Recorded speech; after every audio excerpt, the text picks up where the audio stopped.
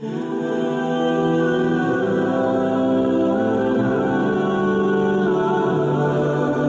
پاک صلی اللہ علیہ وسلم کے مدینے آنے سے پہلے ایک شخص تھا، عبداللہ بن ابی سلول اس کا نام تھا۔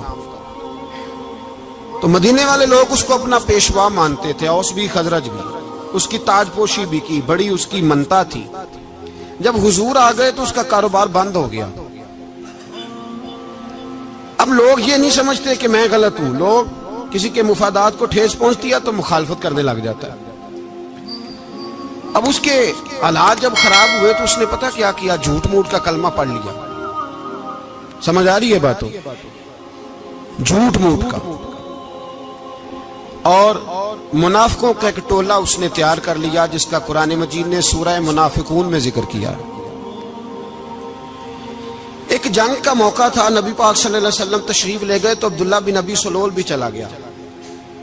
حضرت عمر فاروق رضی اللہ تعالیٰ عنہ کے ایک غلام تھے، وہ پانی لینے کنویں پہ گئے۔ ادھر سے انصار میں سے، چونکہ حضرت عمر کے غلام مہاجر تھے، انصار میں سے ایک شخص پانی لینے پہلے سے آیا ہوا تھا۔ پانی بھرنے میں کوئی اختلاف ہو گیا، جھگڑا ہو گیا، مار کٹائی تک نوبت آ گئی۔ حضرت عمر کے غلام نے کچھ چیز مار دی، اس شخص کو زخمی ہو گیا۔ اس نے پکارا، عبداللہ بن ابی سلول نے سمجھا کہ موقع اچھا ہے، دوڑا ہوا آیا اور آ کر اس نے کہا، انصار مدینہ بھاگ کے آؤ، جلدی آؤ، اور بڑے غلط جملے استعمال کیے۔ کہنے لگا اگر ان لوگوں کو تم اپنا بچا کچا کھانے کو نہ دیتے مہاجروں کو تو آج یہ تمہارے سر پہ نہ بیٹھتے۔ معاذ اللہ، ایسی باتوں پہ کہا کرے، بولے یہ روزمرہ کی گفتگو میں عادت بنائیں، کوئی ایسی بات کرنی ہو تو معاذ اللہ استغفر اللہ کہہ کے کرنی چاہیے۔ اس نے کہا کہ معاذ اللہ اب ان کو بچا کچا نہ دیں تو یہ ہمارے سر پہ نہ بیٹھتے۔ شور کیا اس نے۔ ہمارے ہاں بھی سیانے بندے پنچایت کے لوگ وہ کہتے ہیں تو اس برادری کے بچے سے ہی مار کھا ہے، پتہ ہی نہیں چلا، جا اسے مار کے آ، سر پھاڑا، یہ کار پھوڑ دے اس کا سر، اور دیکھ میں دیکھ لوں گا بعد میں جو ہوگا۔ یہ عقل مند لوگوں کے مشورے نہیں، یہ جاہل لوگوں کے مشورے۔ ناراض نہ ہونا، پر یہ نبی پاک صلی اللہ علیہ وسلم نے فرمایا ہے، حضور کا فرمان ہے۔ یہ کن لوگوں کا کام ہے؟ بول کے بتائیں، بول کے۔ پڑھے لکھے سیانے بندے اس طرح کے مشورے یہ بالکل نہیں دیتے، جاہلوں کا کام۔ پکارا، مہاجر سارے اکٹھے ہو گئے، انصار سارے آ گئے، اور جب انصار آئے تو مہاجرین کو بھی پکارا، مہاجر بھی آ گئے۔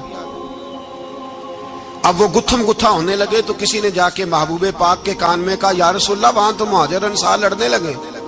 وہ پرانی لڑائیاں پھر سے جاگ گئی ہیں۔ نبی پاک تشریف لائے، حضور نے وہاں لفظ بیان کیے، فرمایا یہ تم نے کیا جاہلوں جیسا کام شروع کیا ہوا ہے؟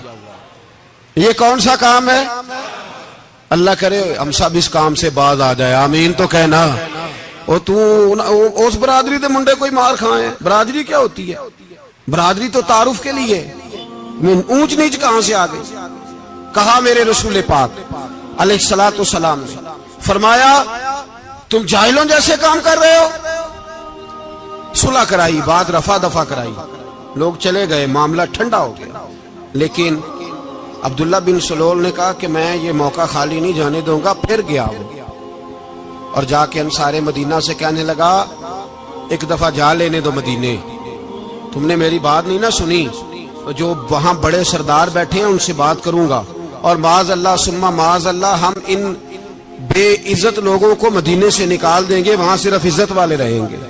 یہ غلط جملے اس نے ادا کیے جس کو قرآن پاک نے سورہ منافقون میں بیان فرمایا ہے۔ اس نے یہ بات کی۔ ایک صحابی تھے حضرت زید رضی اللہ تعالیٰ عنہ، وہ سن رہے تھے، آ کے عرض کی، یا رسول اللہ صلی اللہ علیہ وسلم عبداللہ بن ابی سلول تو اس طرح کہہ رہا ہے کہ مدینے جا کے عزت والے دوسروں کو نکال دیں گے، اور تم اگر اپنا بچہ انہیں نہ دیتے تو معاذ اللہ آج یہ ایسا نہ کرتے۔ حضرت عمر نے بھی سن لیا، حضرت عمر نے بات سن لی، تلوار نکالی اور دوڑے۔ حضور نے بازو پکڑا، فرمایا کدھر جا رہے ہو؟ کہا یا رسول اللہ اگر آج سزا نہ دی تو کل اور بات بھی کرے گا، اور اگر آج ایک قتل ہو گیا تو باقی سیانے بن جائیں گے۔ یا رسول اللہ مجھے چھوڑے میں ماروں گا. حضور نے فرمایا عمر چپ کر, وہ جھوٹ موٹ کا کلمہ پڑھتا ہے, لوگ کہیں گے کہ محمد ابن عبداللہ نے اپنے ساتھی مارنے شروع کر دیے.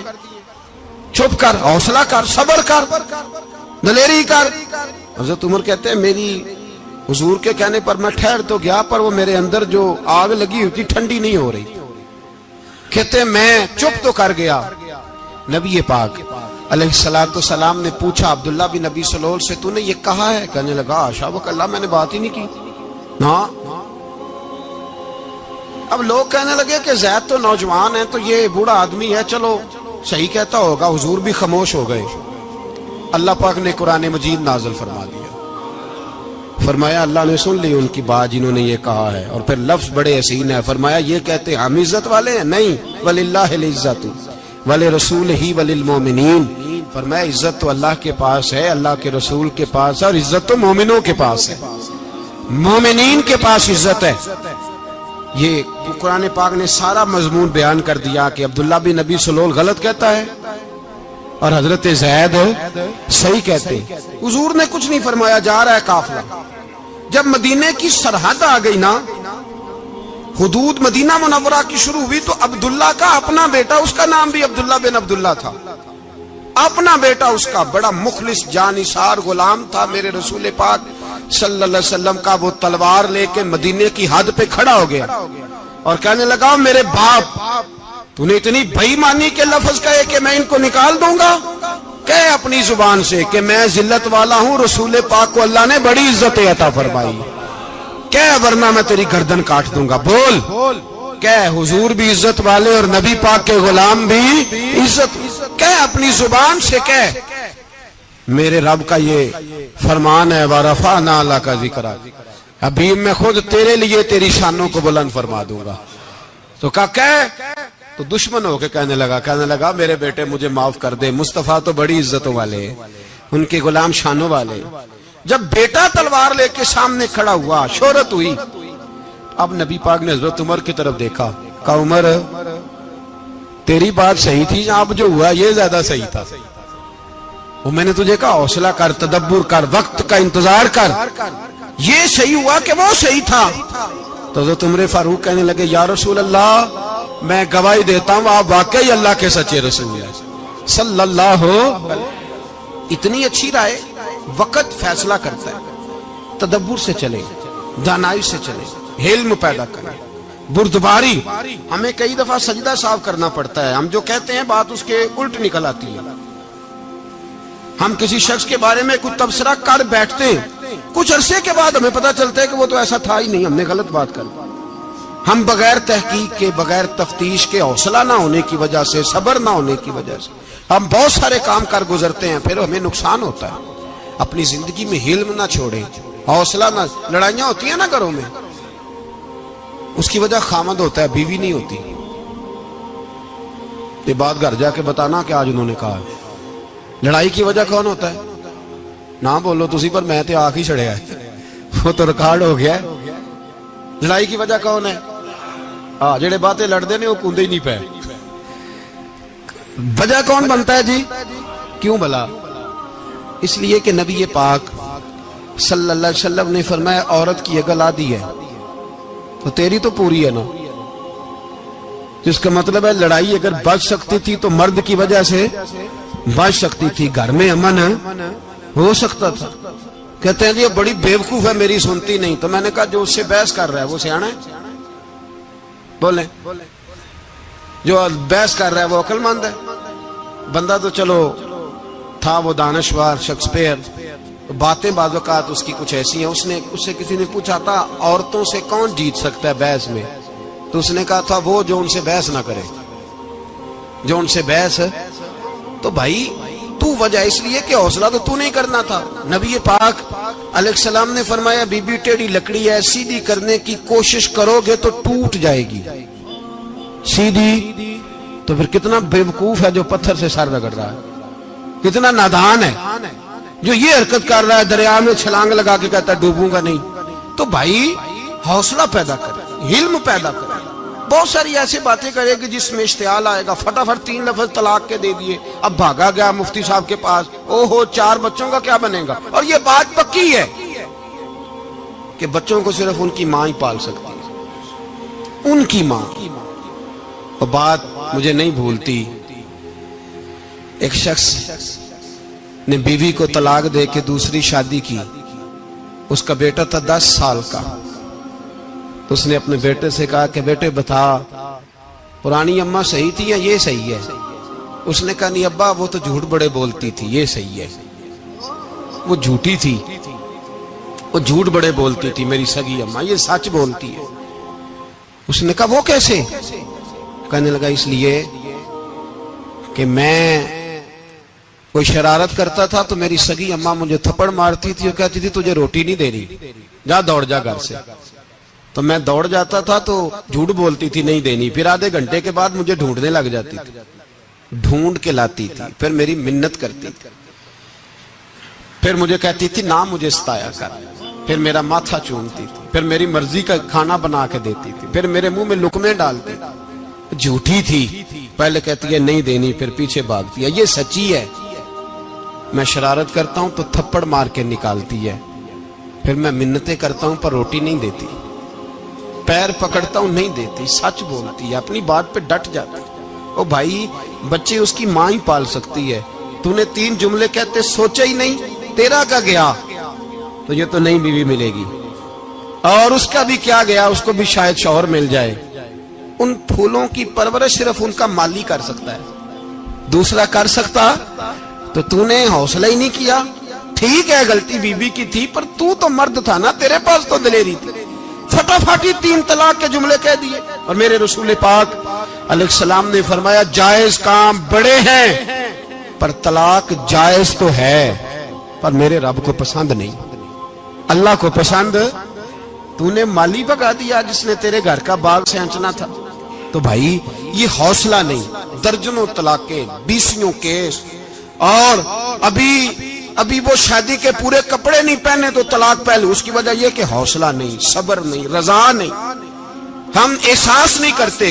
اگر تو یہ سمجھ جائے کہ بس اللہ نے جو میرے لیے بہتر سمجھا مجھے دے دیا، صحیح ہے میری آزمائش ہے، کیا ہے کچھ ہے جو اس نے بہتر سمجھا مجھے اس نے، پھر تو سکھی ہو جائے، تیرے لیے جینا آسان ہو جائے، پھر تو بہت ساری پریشانیوں سے آزمائشوں سے دور ہو جائے۔ میرے نبی پاک علیہ السلام نے ہمیں حوصلہ کرنے کا حکم دیا، دلیری۔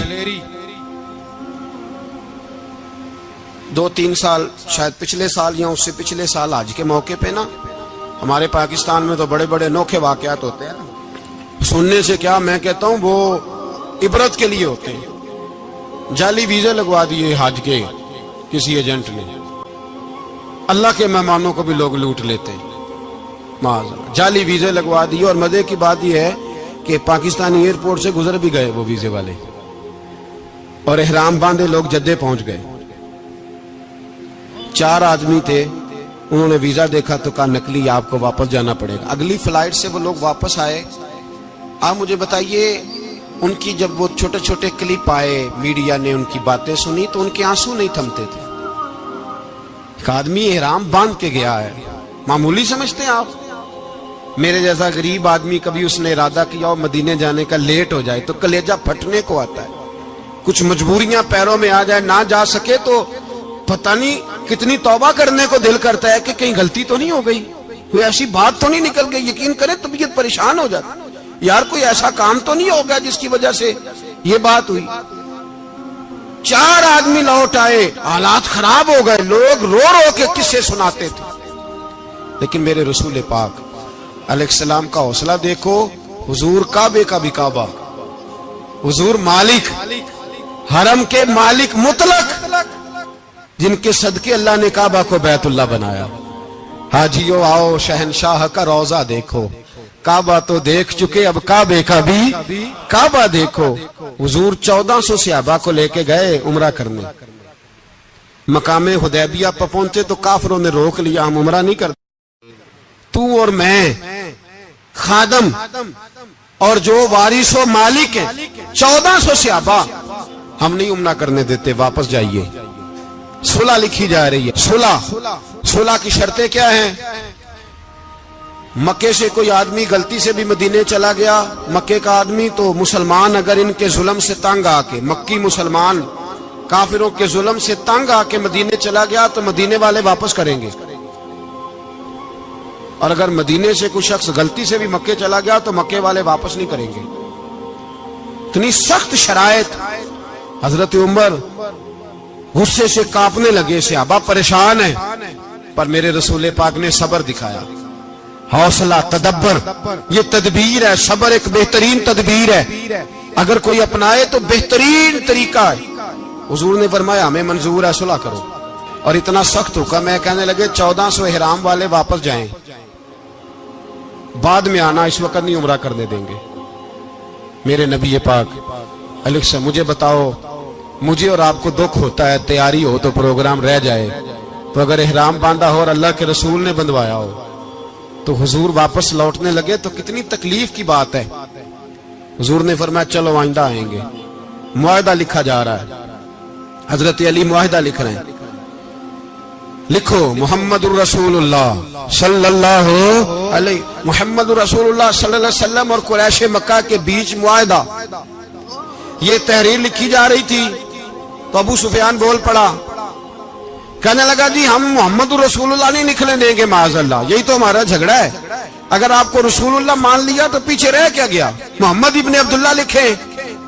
हुजूर ने हजरत अली से फरमाया रसूलुल्लाह काट के मोहम्मद इब्ने अब्दुल्लाह लिखो। हजरत अली लिख रहे थे, मोहम्मद रसूलुल्लाह लिखा था, फरमाया रसूलुल्लाह काट के मोहम्मद इब्ने अब्दुल्लाह लिखो। तो हजरत अली कहने लगे हुजूर मुझे ये लफ्ज काटना नहीं आता, हुजूर मुझे ये लफ्ज काटना। किसी सहाबी ने एतराज नहीं किया कि लिखना आता था, कहा मुझे काटना। हुजूर ने दोबारा कहा अली काट दो। कहा या रसूल अल्लाह मुझे ये लफ्ज काटना नहीं आता। मेरे हबीब ने तीसरी दफा कहा अली काटो। तो शेरे खुदा ने कलम छोड़ा, हाथ बांधे और खड़े हो कहने लगे महबूबा मुझे तेरे कसीदे लिखने आते हैं, काटने कोई नहीं आते, मैं मजबूर हूं, मुझसे नहीं होता, कोशिश करता हूं, ना कलम उठता है ना हाथ चलता है। मेरे हबीबे पाक ने कलम पकड़ा और लफ्ज रसूलुल्लाह खुद काट के मोहम्मद इब्ने अब्दुल्लाह कराया। भाई वक्त गुजर गया, सुलह हो गई। ये तदब्बुर, ये हौसला, ये तदबीर मेरे नबी ने फरमाई। अब तो 1400 को मक्के ने ना दाखिल होने दिया, लेकिन एक साल ही गुजरा, थोड़ा ही वक्त गुजरा, मेरे रसूल पाक 10,000 को लेके मक्के में दाखिल हो गए। 10,000 उसने फायदा दिया। हिकमत क्या थी, तदब्बुर क्या था? कुरैश रोज लड़ाई करने आ जाते थे, तबलीग ही नहीं करने देते थे। उनसे सुलह हो गई तो नबी पाक ने कैसर को खत लिखा, कैसर रूम को, हिरकल को, दूर दराज तबलीग फैल गई, मुसलमान लाख से ज्यादा हो गए, उनकी तरफ से अब वो लड़ाई बंद हो गई। मेरे हबीबे पाक अलैहिस्सलाम के हौसले ने कमाल दिखाया, इस तदबीर ने फायदा दिया उम्मत मुस्लिमा को। 10,000 का लश्कर लेके हुजूर काबे में दाखिल हुए। कल जो अबू सुफियान कहते थे ना मोहम्मद रसूलुल्लाह लिखने नहीं दूंगा, आज वो खुद कह रहे थे अशहदु अल्ला इलाहा इल्लल्लाह व अशहदु अन्ना मुहम्मदर रसूलुल्लाह सल्लल्लाहु अलैहि। कल जो कह रहे थे कि मैं ये लफ्ज नहीं लिखने दूंगा, आज अबू सुफियान की हवेली में लाखों लोग, हजारों लोग बैठे थे और सारे कह रहे थे मुहम्मदुर रसूलुल्लाह, मुहम्मदुर रसूलुल्लाह, मुहम्मदुर रसूलुल्लाह सल्लल्लाहु अलैहि वसल्लम। मेरे महबूब की तदब्बुर ने, फकाहत ने, और फिर कमाल हुआ। 1400 कहां और 1,44,000 कहां, 1400 कहां और 1,44,000। 1400 को नहीं जाने दिया उम्रा करने, मेरे रसूल पाक 1,44,000 को लेके हज करने चले गए। हुजूर ने हज किया, हर तरफ लब्बैक लब्बैक की सदाएं बुलंद हुई। ये मेरे नबी पाक का तदब्बुर है, हौसला है। अगर वक्ती तौर पे हौसला कर जाओगे, दलेरी कर जाओगे, आने वाला वक्त आसान हो जाए। हौसला नहीं, सब्र नहीं, सुकून नहीं, दो चार बातें, यहां तक के लोग अब्बा जी की बात बर्दाश्त नहीं करते, ऐसे जुमले कह देते हैं जो दोबारा पलट के नहीं आते, मां को लफ्ज नहीं बोलते, बाप की रूह तक छलनी कर देते हैं वो जुमले। लेकिन लोग उस वक्त हौसला करने, और हम पंजाबी लोगों ने तो गुंजाइश ही बड़ी दे दी है, कहते हैं बच्चा है जे एक ही है, ایک بھی حوصلہ کرے کی یہ ماشاءاللہ. تو اگر جوان ہو گیا تو کہتے ہیں گرم خون ہے مکہ کم. اگر بوڑھا ہو گیا تو کہتے ہیں بوڑھوں میں حوصلہ نہیں ہوتا، نہ بچے میں نہ تو کس میں حوصلہ ہوگا؟ بولے کسی میں بھی نہیں. چھٹی سب کو فتویٰ مل گیا نا، یہ بچہ ہے جی، ابھی یہ تو بچہ ہے، آپ تو سیانے بیانے ہیں، یہ بچہ ہے. کمال ہو گئی ہے بھائی. کیا مطلب ہے بچہ ہے؟ بچے کو سارا پتہ ہے، ہر چیز اسے آتی ہے، حوصلہ کرنا ہی نہیں آتا. اور پھر کہہ دیا وہ تو گرم خون ہے. وہ کیا بات کرتے ہو؟ گرم خون ابے کے گلے پڑ گیا گرم خون، اس کو کھڑا کرو نا ایس پی کے سامنے اور اس کو مار تھپڑ اس کے منہ پہ، تیرے گرم خون کا پتہ چلے. غریب کے یہ گلے پڑ گیا، اس کو کھڑا کرو ایس ایچ او کے سامنے، پھر پتہ چلے گا خون کتنا گرم ہے. وہاں بالکل چپ ہے، بالکل خاموش ہے. اور گرم خون اس کا صرف اماں کے لیے. جلال صرف رہ گیا اگر غریب گھر کی بیٹی بیاہ کے لایا تو صرف اس کے لیے. کوئی ایسی بات نہیں. ہم بڑے سیانے، ہمارا غصہ بڑا سمجھدار ہے، ہمارا وہ گرم خون بڑا سیانا ہے. وہ جہاں دیکھتا ہے کہ معاملہ ہلکا ہے تو وہاں وہ گرم خون جلال میں، اور جہاں دیکھتا ہے کہ سامنے والا تگڑا ہے تو وہاں وہ گرم خون فوراً ٹھنڈا ہو جاتا ہے. حوصلہ پیدا کرے. زندگی حوصلے مند لوگ جیتے ہیں. جو حوصلے مند نہیں ہوتے وہ تو زندگی کا ایک سال لطف سے نہیں جی پاتے. حوصلہ کریں، مسکرائیں. میرے نبی پاک صلی اللہ تعالی علیہ وسلم نے نا عثمان بن طلحہ کعبے کی چابی ان کے پاس ہوتی تھی. حضور نے ایک دن فرمایا عثمان، اچھا یہ نہیں تھا کہ عثمان خاص لوگوں کو چابی کعبہ کھول کے دکھاتے تھے، بلکہ ان کو قریش کی جانب سے یہ حکم تھا کہ جو بھی تجھے کہے تو نے کعبے کا دروازہ کھول دینا. نبی پاک علیہ الصلوۃ والسلام نے نا ہجرت سے 2-4 دن پہلے کہا کہ عثمان ذرا چابی دو، میں نے کعبہ اندر سے دیکھنا ہے. بڑے ٹھنڈے دل سے ذرا سننا، ادھر دیکھو میری طرف، ادھر دیکھیے گا ذرا میرے بھائی. میں نے ایک بندے سے کہا یار پانی کی بوتل دینا دکاندار سے. ایک ہے اس نے کہہ دیا نہیں میرے پاس. اس بات کا کوئی غصہ؟ بولیے. اور اگر وہ کہے سارے زمانے کو ملے گی آپ کو نہیں دینی، پھر بولے میرا خیال ہے چپ کر کے ہنس کے آ جائیں گے. سوال ہی نہیں پیدا ہوتا. ہم کہیں گے مجھے نہیں نہ دینی، تو نے تو دکان اٹھا یہاں سے بند کاری سے. کیا مطلب ہے سب کو دینی ہے تجھے نہیں دینی؟ کیا معنی ہے اس کا؟ لے کے جاؤں گا، جھگڑا ہوگا، بحث کریں گے. عثمان بن طلحہ سے حضور نے فرمایا دروازہ کھولو، کعبہ دیکھنا ہے. عثمان کہنے لگا میں ساری دنیا کو دکھاؤں گا، آپ کو نہیں دکھاؤں گا. کتنی سخت بات ہے، پر قربان جائیں رسول اللہ کے حوصلے پہ صلی اللہ علیہ. عثمان کہتے ہیں میں نے یہ بات کی تو نبی پاک مسکرانے لگے، اور میں اچھا نہیں دینی. تو حضور نے نا مسکرا کے اور میری کمر پہ تھپکی دی، فرمایا اچھا یاد رکھنا یہ چابی میں تجھ سے لے لوں گا، اور جس کو میرا دل کرے گا میں اس کو دوں گا. عثمان کہتے ہیں روز رات کو نبی پاک کے یہ جملے میرے کانوں میں گونجتے تھے کہ حضور نے فرمایا. کہتے ہیں جس دن پتا چلا نا نبی پاک 10,000 کا لشکر لے کے آ رہے ہیں، تو ابو سفیان میٹنگیں کر رہے تھے، مکے کے سارے سردار تیاری کر رہے تھے، اور میرے کانوں میں ایک ہی لفظ تھا کہ حضور نے فرمایا میں چابی لے لوں گا، پھر جس کو میں چاہوں گا اسے دوں گا. عثمان کہتے حد ہو گئی، وقت گزر گیا. حضور آ گئے، طواف فرمایا، اور طواف کے بعد میرے نبی پاک علیہ السلام نے فرمایا بلاؤ نا ذرا عثمان کو. عثمان کہتے ہیں میں چابی لے کے آیا تو دوسرا جملہ کوئی نہیں. ساڈے نا کوئی بندہ مشورہ دے وے اودی نہ منیے تے جے کام مونجو ہو جے نا، جن جو نے مشورہ دیتا سی تے او نال ہی غوث پاک بن جاندا ہے. تینوں آکھیا سی نا، فوراً ہی داتا علی اجویری ہو جاندا ہے. وہ کہندا تینوں پتہ نہیں میں کڈا ولی اللہ، تینوں میں آکھیا سی میں انج نہ کر. اور بندہ پریشان ہوتا ہے، کام الٹ ہو گیا، اور لاگوں آکھی جاندا ویکھو جی میں تے تانوں پہلوں ہی آکھیا سی. جی عجیب بات ہے، شیخ چلی کی طرح پیچھے پڑ جائے گا، میں نے تو پہلے ہی کہا تھا. او بس کر یار، اب تو خواجہ معین الدین اجمیری ہو گیا، بس کر. مشورہ ہی ہوتا ہے، کسی کا مل جاتا ہے اور کسی کا نہیں لیا جاتا. فوری طور پہ بندہ اٹھ کے نہ تو ولایت کی 4تھی سیڑھی پہ چڑھ جائے گا، کہے گا میں تو ابدال وقت ہوں، میں کتب دورہ ہوں، میں نے تجھے کہا نہیں تھا. بس کر یار. کئی دفعہ مشورے صحیح ہوتے ہیں، کئی دفعہ صحیح بولیے. نبی پاک صلی اللہ علیہ وسلم کی احد کے دن خواہش یہ تھی کہ اندر رہ کے لڑنا ہے. جوان صحابہ نے کہا باہر جا کے لڑائی کرنی ہے. حضور نے باہر جا کے جنگ کی. بظاہر مسلمانوں کو شکست ہوئی. حضور نے ایک دفعہ نہیں کہا کہ میں نے تمہیں کہا نہیں تھا اندر رہنا ہے. بس ہو گیا جو ہو گیا. اب اس میں فٹافٹ اگلے کو حوصلہ دو, کوئی عرض نہیں یار. نبی پاک سب بولیے صلی اللہ علیہ وسلم, میرے حبیب پاک علیہ الصلوۃ والسلام نے نا کہا عثمان کو بلاؤ. عثمان آئے تو عثمان کہتے میں نے چابی دی تو میں تیار تھا. میں تیار تھا کہ اب میری بات ہوگی اور رسوائی ہوگی. لیکن کہتے ہیں قربان جائیں مصطفیٰ نے تو یہ جملہ بھی نہیں کہا کہ میں نے تجھے کہا نہیں تھا. یہ بھی نہیں کہا. حضور نے چابی لی, کعبے کے بت صاف کیے, نماز پڑھی, واپس آئے. فرمایا عثمان میرا وعدہ تھا تیرے ساتھ کہ جس کو میں چاہوں گا چابی دوں گا. یہ لو چابی میں تجھے ہی دینا چاہتا ہوں, لے لو رکھ لو. عثمان کہتے ہیں وہ چابی نہیں میرے طرف آ رہی تھی, میری طرف ایمان آ رہا تھا.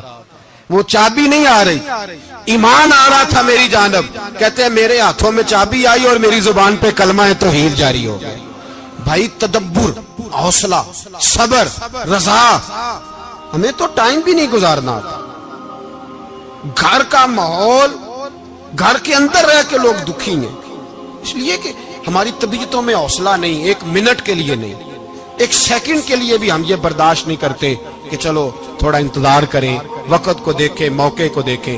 میرے نبی پاک علیہ الصلوۃ والسلام پہ اتنی مصیبتیں آئیں کہ پہاڑ پہ آتی تو وہ ریزہ ریزہ ہو جاتے, لیکن کسی مقام پر بھی حضور علیہ الصلوۃ والسلام شکوہ کرتے نظر نہیں آتے. ہم غریبی کا رونا روتے ہیں, ہر چوتھا آدمی کہتا ہے بڑا غریب ہوں. لیکن میرے نبی پاک علیہ الصلوۃ والسلام نے چوتھے دن کھجور کھائی, سرکہ کھایا ہے اور موٹے بان کی چارپائی پہ آرام کیا. حضرت عمر نے کہا حضور کتنی تکلیف ہے؟ فرمایا عمر کوئی تکلیف نہیں, تھوڑا سا تو وقت ہے. جنت میں جائیں گے, ساری نعمتیں اللہ نے ہمارے لیے تیار کی ہوئی ہے. راضی بالرضا, راضی بالرضا, کوئی کسی قسم کا مسئلہ نہیں. ہمیں آزمائشیں آتی ہیں, تکلیفیں آتی ہیں, بیماریاں آتی ہیں. لوگ چھوٹی چھوٹی بات پر پریشان ہو جاتے ہیں, ذرا سی بات پر شکوہ کرتے ہیں. میرے رسول پاک علیہ السلام نے فرمایا جب میرا رب کسی کو بیمار کرتا ہے تو 2 فرشتوں کو بھیجتا ہے, جاؤ میرے بندے کی تیمارداری کر کے آؤ. اللہ اکبر, خود رب بھیجتا ہے جاؤ میرے بندے کی. تو مجھے بتائیے جب اللہ بھیجے تو پھر تندرست خوش نصیب ہوا کہ بیمار؟ جی تندرست پھر خوش نصیب کون ہوا؟ میرے نبی پاک صلی اللہ علیہ وسلم نے فرمایا رب 2 فرشتے بھیجتا ہے, فرماتا ہے پتہ کر کے آؤ میرے بندے کا اس کا کیا حال ہے. حالانکہ اللہ سارے جانتا ہے. فرشتے آتے ہیں, واپس جاتے ہیں, رب کریم پوچھتے ہیں بتاؤ میرا بندہ کیا کہتا تھا.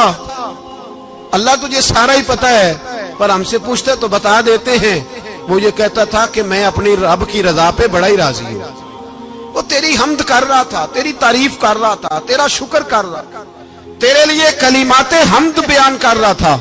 تو میرے نبی پاک علیہ السلام فرماتے ہیں, اللہ فرشتوں سے فرماتا ہے سنو پھر اگر میں اپنے بندے کو اس بیماری میں شفا دوں گا تو اس تندرستی سے زیادہ اچھی تندرستی دوں گا جو پہلے اسے عطا کی ہوئی تھی, پہلے سے اچھی صحت دوں گا. اور اگر اسے اس بیماری میں موت دوں گا تو پھر مرتے ہی اس کے لیے میں جنت کا فیصلہ فرما دوں گا. بھائی جب تو راضی بالرضا رہتا ہے, راضی بالرضا, بڑی سادی سی بات ہے بھائی. آپ گھر گئے روٹی مانگی تو اگر کسی نے کہا نا کہ اتنی تھکاوٹ ہے ٹائم پہ آیا کریں اس وقت, تو روٹی تو وہ بھی مل گئی پر اس میں لذت, وہ سکون نہیں, وہ سکون نہیں. میری اماں جی سالن پکا کے رکھ لیتی تھی تو روٹی جب بھی کوئی مانگتا تھا تو تازی بنا کے دیتی تھی. ان کی طبیعت تھی. تو میں اکثر ان سے کہتا کہ اماں جی پکا کے رکھ دیا کرو. تو کہتے تمہیں خوشی نہیں ہوتی جب تمہاری اماں تازی پکا کے دیتی ہے؟ خوشی ہوتی ہے, طبیعت میں خوشی ہوتی ہے. ان کا مزاج تھا, ذوق تھا, تو ہم سمجھتے تھے یار یہ بڑی سعادت کی بات. تو آپ گھر گئے رات کو تو گھر والوں سے کہا روٹی, تو فوراً اٹھے فوراً, اور انہوں نے کھانا تازہ بنایا اور ساتھ یہ بھی کہا باہر سے نہ کھایا کرے بندہ بیمار ہو جاتا ہے. کتنی ٹھنڈک پہنچتی ہے آدمی کے دل کو, سکون ملتا.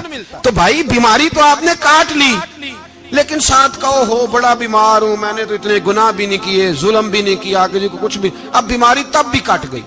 پر بڑی آزمائش، مریض ڈاکٹر کے گلے پڑ رہا ہے، اس کے لواحقین جھگڑے کر رہے ہیں، بیماری وہ بھی کٹ گئی، اور ایک بیمار وہ ہے جو چارپائی پلیٹا ہے اور کہتا ہے جس طرح میرا اللہ راضی اسی طرح میں بھی راضی، تو بیماری اس کی بھی کٹ گئی۔ حضرت یونس علی نبینا علیہ الصلوۃ والسلام نے ایک دن حضرت جبریل امین ملنے آئے تو جناب یونس علیہ السلام کہنے لگے اے جبریل، اللہ کے نیک بندوں میں جو اللہ کو اس وقت سب سے زیادہ پسند ہے نبیوں کے بعد، توجہ کرنا بات پر، جو سب سے زیادہ اللہ کو پسند ہے نبیوں کے بعد ولیوں میں، اور سب سے زیادہ اللہ جس کو اللہ کی بارگاہ میں عبادت گزار لکھا جاتا ہے، میری اس بندے سے ملاقات کرا۔ تو حضرت جبریل نے جناب یونس علیہ السلام کو ساتھ لیا تو ایک شخص کے پاس پہنچے جو آنکھوں سے اندھا تھا، دونوں ہاتھ اس کے سلامت نہیں تھے اور پورے جسم میں پیپ جاری تھی، ریشہ تھا۔ جب جا کے السلام علیکم کہا نا حضرت یونس نے، اس نے وعلیکم السلام کے بعد پہلا لفظ پتہ کیا کہا؟ اس نے کہا یا اللہ تیرا شکر ہے، یا اللہ تیرا، آپ بھی ادا کریں اللہ کا شکر، یا اللہ تیرا، اللہ تیرا شکر ہے۔ تو حضرت یونس علیہ السلام کہنے لگے تو شروع سے اس طرح کا ہے، نابینا بھی اور ہاتھوں سے معذور بھی اور سارا جسم شروع سے؟ تو بڑے ہی خوبصورت لفظ اس بیمار نے کہے، کہنے لگے نہیں حضور، میں بالکل ٹھیک ٹھاک تھا، جب تک میرے رب نے چاہا کہ یہ دنیا کو دیکھے تو تب تک اس نے مجھے آنکھیں دیں، اور جب اس نے چاہا کہ اب اس کا دیکھنا بہتر نہیں تو اس نے واپس لے لی۔ تو یا اللہ تیرا شکر ہے، اللہ تیرا شکر ہے۔ پھر کہا جب تک اس نے چاہا کہ میرے ہاتھ رہے تب تک رہے، جب اس نے چاہا کہ میرے لیے بہتر نہیں تو اس نے لے لیے، تو یا اللہ تیرا شکر ہے۔ جب تک اس نے چاہا کہ میرا جسم صحیح و سلامت رہے تو رہا، اور جب اس نے چاہا کہ میرے لیے بہتر نہیں تو مجھے بیمار کر دیا، تو یا اللہ تیرا شکر ہے۔ تو حضرت یونس علیہ السلام کہنے لگے جبریل واقعی یہ اللہ کا سب سے زیادہ شکر گزار بندہ ہے، سب سے زیادہ عبادت گزار بندہ ہے، سب سے زیادہ۔ میرے نبی پاک علیہ السلام نے فرمایا میرا مومن ہر حال میں نفع میں ہے، نعمت ملے تو شکر کر کے نفع، مصیبت آئے تو صبر کر کے نفع، اپنی زندگی میں تحمل، بردباری، علم پیدا کرے، حوصلہ پیدا کرے۔ ہر آنے جانے والے شخص کے مزاج کے مطابق اسے نہ ملے، اپنا مزاج صحیح رکھے، اپنی طبیعت کے مطابق اپنے ماحول کو برقرار رکھے۔ علم کے ساتھ گزارا کرو گے تو رشتہ داروں سے بھی بنی رہے گی، دوستوں سے بھی بنی رہے گی، ہر ایک سے تعلق رہے گا۔ اور اگر آپ کے اندر یہ حوصلہ نہیں تو پھر سارے معاملات پریشانی کا شکار ہو جائیں گے۔ یہ تو آج کا مضمون تھا۔ ہمیں نا لوگ مشورہ دیتے ہیں، کہتے ہیں پیر صاحب درویشوں کو سیاست کی بات نہیں کرنی چاہیے، دیتے ہیں نا مشورہ لوگ، جی تھوڑا تھوڑا بول دیں، تھوڑا تھوڑا دیتے ہیں نا۔ اگرچہ ہم ان کی بات نہیں مانتے، اس لیے کہ اقبال نے کہا تھا جدا ہو دین سیاست سے تو رہ جاتی ہے چنگیزی، جدا ہو دین سیاست سے تو، اور پہلا فکرہ یہ ہے کہ جلال بادشاہی ہو یا جمہوری تماشا ہو، جدا ہو دین سیاست سے تو رہ جاتی ہے۔ اس نے کہا جب سیاست اور دین علیحدہ علیحدہ ہوتے ہیں تو چنگیز خان اور ہلاکو خان پیدا ہوتے ہیں۔ سیاست جب تک مسجد کے اندر رہتی ہے تب تک پاک صاف رہتی ہے، وہ گندی ہوتی تب ہے جب مسجد سے نکل جاتی ہے۔ حضرت علی کے زمانے تک مسجد میں رہی، پاک صاف رہی، یزید باہر لے گیا تو گندی ہو گئی، حضرت عمر بن عبدالعزیز دوبارہ مسجد میں لے آئے تو پھر پاک ہو گئی۔ لیکن پھر بھی ایک ساتھی نے مجھے کہا تو اس کی بات میں، سب کی باتیں نہیں مانتا، اس کی بات میری سمجھ میں آئی۔ وہ کہنے لگا جی اصل بات یہ ہے کہ سیاسی تبصرے تجزیے ہم اخباروں میں، ٹی وی پہ جا کے بیٹھے، جا کے بڑی مہربانی میری طرف دیکھیں، وہ ہم سنتے رہتے ہیں تو ہمارا دل کرتا ہے مسجد میں صرف ہم رسول اللہ کا پیار ہی سنیں۔ تو میں نے کہا یار تیری بات دل کو لگتی ہے، یہ بات صحیح ہے، چلو یہ نیت اچھی ہے، یہ تیرا نظریہ ٹھیک ہے، مان گئے ہم۔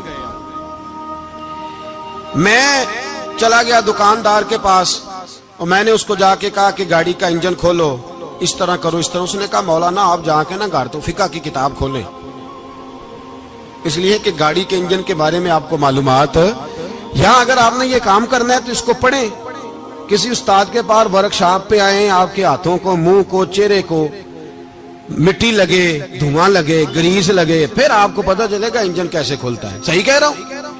نہیں صحیح کہہ رہا؟ دعا گلاں تے ہاں کر چھڑی جے، صحیح کہہ رہا ہوں جی؟ اگر مولوی کو اجازت نہیں سیاست کی بات کرنے کی اور مولوی کو اجازت نہیں کہ انجن کی بات کرے تو سیاستدان کو اجازت ہے دین کی بات کرنے کی؟ یہاں تو وہ آئے نا مدرسے میں پڑھے پورا دین حاصل کرے پھر وہ بولے تو پھر تو ٹھیک ہو گیا، لیکن جب اسے سورت اخلاص بھی سیدھی نہیں آتی تو فتوے دینے کی اس کو ضرورت ہے کوئی؟ بولے نا یار کیوں چھیڑتے ہیں سیاست؟ ہم نہ پچھلے جمعے جلوس نکالنا چاہ رہے تھے ختم نبوت کی ترمیم کے حوالے سے، حکومت وقت نے کہا کہ ہم واپس لیتے ہیں، تو میرے بہت سارے دوستوں نے کہا جی نکالنا چاہیے، انہوں نے کیا کیوں؟ میں نے کہا یار لوگوں کو بھی پریشان نہیں کرنا چاہتے، ہماری اپنی سڑکیں ہیں، کسی کو بس ٹھیک ہے، انہوں نے واپس لے لی تو بات ختم ہو گئی، ہم مان گئے، تسلیم کر لیا۔ اتنا ہمارا مطالبہ ہے کہ اس آدمی کو ضرور سزا دو جس نے یہ ترمیم کی ہے، لیکن ہم نہیں کرتے، کوئی نہیں نکلے، نہیں نہ نکلے بولے ہیں۔ تو وزیر قانون صاحب کو کیا مصیبت بنی ہوئی ہے نیا فتویٰ دینے کی؟ کہ ہے کوئی شوق انہیں دینا چاہیے فتویٰ؟ کہتے نہیں مرضیوں میں ہمارے درمیان تھوڑا ہی فرق ہے۔ مجھے یوں لگتا ہے کہ یہ جان بوجھ کر کوئی نہ کوئی ایسی شرارت کرتے ہیں جس سے لوگ اشتعال میں رہیں، جان بوجھ۔ حلم، حوصلہ، صبر ذات کے بارے میں تو ہے، لیکن اگر کوئی رسول پاک کی بے ادبی کرے تو پھر حوصلے کی بات وہ ہے ہی نہیں، پھر تو جہاد کی بات ہے۔ اور میں دیانتداری سے مسجد میں باوضو بیٹھ کر جمعے کے دن مشورہ دیتا ہوں حکومت کو اور وزیر قانون کو مشورہ دیتا ہوں کہ نہ فرعون کی حکومت ساری زندگی رہی، نہ نمرود رہا، نہ جاج بن یوسف رہا، نہ یزید رہا، اور یار درباری بن کے حکمرانوں کی چاپلوسی کرتے کرتے تم یہاں تک آ گئے ہو کہ اب نبی پاک کی عزت کو ہاتھ ڈالنا شروع کر دیا ہے۔ اور آپ یقین کریں سیاسی جماعتوں کا اتنا برا حال ہے کہ ان کے لیڈر کے بارے میں کوئی بات کرے تو پاگل ہو جاتے ہیں یہ احتجاج کر کر کے، اور اس نے ڈائریکٹ کہہ دیا کہ ختم نبوت کا مسئلہ ہی کوئی نہیں، جو دین کی بنیاد ہے، کسی کو پرواہ نہیں۔ مجھے تو ان لوگوں کی فکر ہو رہی ہے جن لوگوں نے انہیں ووٹ دیے ہیں، وہ اللہ کو کیا جواب دیں گے۔ اور یہ اللہ ماشاءاللہ ساری سیاسی جماعتیں اس طرح کی۔ اور میرا وزیر قانون صاحب کو بھی مشورہ ہے کہ زندگی بڑی تھوڑی ہے، بڑی تھوڑی، اللہ سب کو معاف کرتا ہے، اپنے رسول کے غداروں کو معاف نہیں کرتا۔ اور یہاں تمہاری گاڑیوں پہ جھنڈے لگے ہوئے ہیں، وہاں بھی تمہارے جھنڈے لگیں گے، پر اس لیے لگیں گے کہ یہ غدار ہیں ناموس رسالت کے، یہ جھنڈے لگیں گے۔ شرم کرو اور ڈر جاؤ، بس کر دو، تمہارے منہ میں اب دانت پورے نہیں رہے۔ کوئی شوگر کا مریض ہے تو کوئی بلڈ پریشر کا، تو کوئی ہارٹ کا، تو کوئی کینسر کا۔ شرم کرو اور اپنی قبر کی بھی تھوڑی سی فکر کرو۔ بتاؤ پاکستان کے کتنے صدر گزرے، وزیر اعظم گزرے، تو ان کی قبریں کہاں ہیں؟ کوئی جاتا ہے ان کی قبروں پہ؟ کسی کو خبر ہے؟ کیوں اپنے لیے جہنم کٹھی کرتے؟ سارا کچھ دنیا داری رہ گئی ہے، سارا کچھ صرف یہی رہ گیا۔ حضرت ابو بکر سردار تھے، حضرت عمر سردار تھے قبیلے، حضرت عثمان سردار تھے، انہوں نے سرداریوں کو ٹھوکر مار کے رسول اللہ کے قدموں میں بیٹھنا پسند کی، سرداریاں چھوڑ کے غلام بن گئے۔ تم سرداریاں بچانے کے لیے رسول اللہ کی غداری کرتے ہو، شرم نہیں آتی؟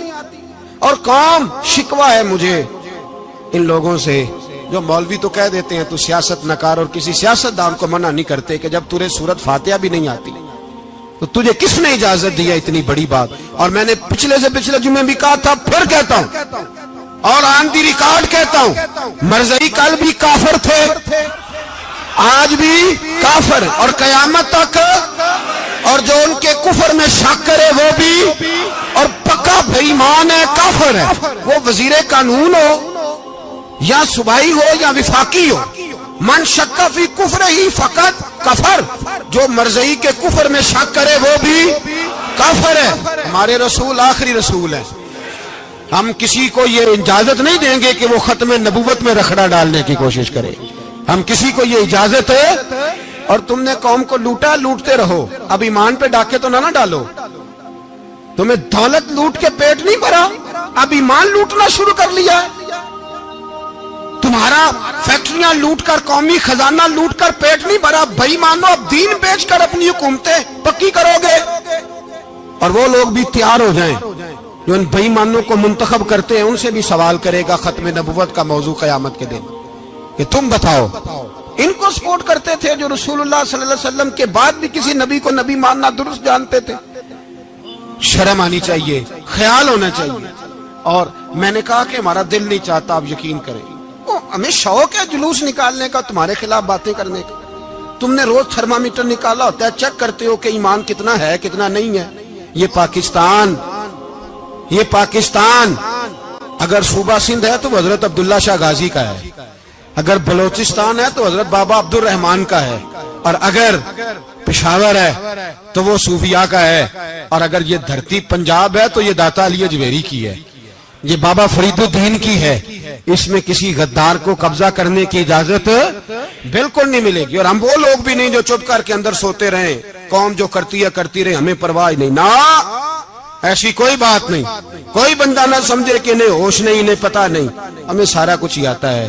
پھر اگر کل کو کوئی ممتاز قادری پیدا ہو گیا تو شکوہ نہ کرنا، کل کو کوئی پھر سے عامر چیمہ نکل آیا تو شکایت نہ کرنا، یاد رکھنا۔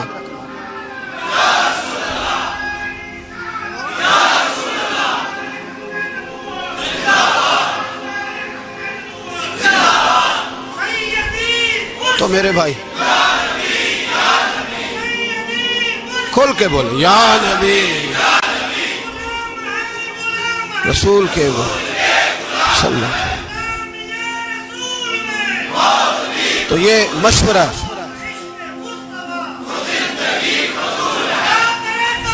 جزاک اللہ، تو یہ تمہیں مشورہ ہے۔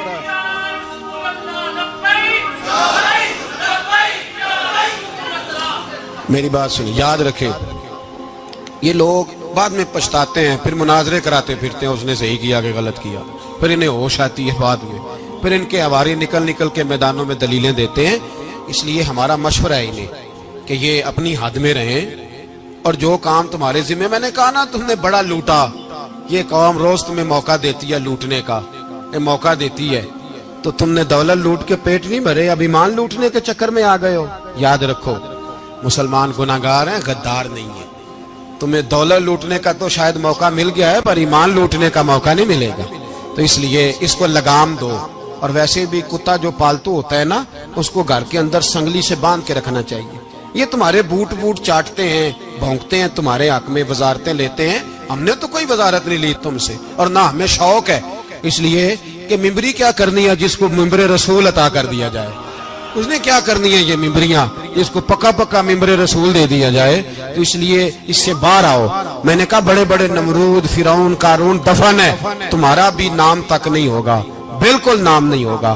اس لیے ہمارا مشورہ، اور آپ لوگ بھی آئے نا یہ اگلے سال، تو ان کو کھڑا کر کے پوچھ لینا، اسلامی جمہوریہ پاکستان کا تم نے ایم پی ایم نے بننا ہے، پہلا کلمہ ہی صحیح سنا دو، چلو خدا کا واسطہ یہی بتا دو کہ تمہیں نماز بھی ڈھب سے آتی ہے کہ نہیں، اور آپ کی موج ہے، آپ بٹھا لیتے ہیں سر پہ، کیا کریں، سمجھانے والے مفت گناہگار ہو گئے اور بہکانے والے سب تمہارے یار ہو گئے۔ اس لیے یہ چھیڑتے ہیں جان بوجھ کے، اور پھر جب کوئی ممتاز قادری علیہ رحمہ پیدا ہوتے ہیں پھر انہیں دشواری ہوتی ہے، پھر ان کا جینا مشکل ہو جاتا ہے، یہ موقع دیتے ہیں، پتہ نہیں کس کے ایجنڈے پہ عمل کر رہے ہیں۔ میرا سوال یہ ہے، میں نے پچھلے جمعے پھر میرا سوال ہے کہ میں پوچھتا ہوں اس آدمی کو ضرورت کیا ہے ختم نبوت پر بات کرنے، جب امت مسلمہ کے متفق کا فیصلہ ہے کہ مرزائی کافر، اسمبلی نے بل پاس کر دیا کہ مرزائی، ان کو اقلیت قرار دے دیا، اور جب سے وہ اقلیت بنے نہ ہم نے ان کی عبادت گاہ جلائی، نہ ہم نے ان کو قبروں سے نکالا، نہ ہم نے، بس ٹھیک ہے جیسے عیسائی رہتے ہیں، یہودی سے کس ملک میں رہتے ہیں وہ بھی رہیں، اقلیت بن کے رہے، کوئی اعتراض، پر تم انہیں کھینچ کھونچ کے کیوں قریب کرتے ہو؟ تمہارا کیا یرانہ ہے ان کے ساتھ؟ بتاؤ تو صحیح۔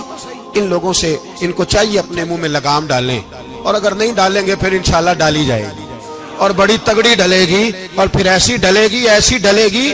سلمان تاثیر جب مرا تھا نا تو 5-5 لاکھ روپیہ مولویوں کو آفر کی جنازہ پڑھاؤ، 5-5 لاکھ روپیہ چھوٹے چھوٹے مولویوں کو۔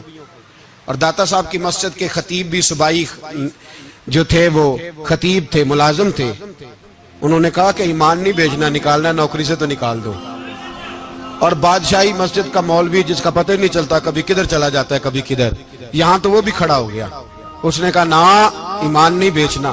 گورنر ہاؤس کی مسجد کا امام کہنے لگا کہ بخشا جانا نہ جانا یہ تو رحمت الہی کا معاملہ ہے، پر اتنا گندا جنازہ نہیں پڑھنا، اتنا گندا جنازہ نہیں ہم پڑھیں گے، مرنے کے بعد تمہارے جنازے نہیں پڑھے جاتے، تمہاری قبریں خراب ہوتی ہیں، کدھر ہیں تمہاری دولتیں؟ اور وہ مولوی آج تک پتہ ہی نہیں کدھر گیا جس نے اس غلیظ کا گندا جنازہ پڑھایا۔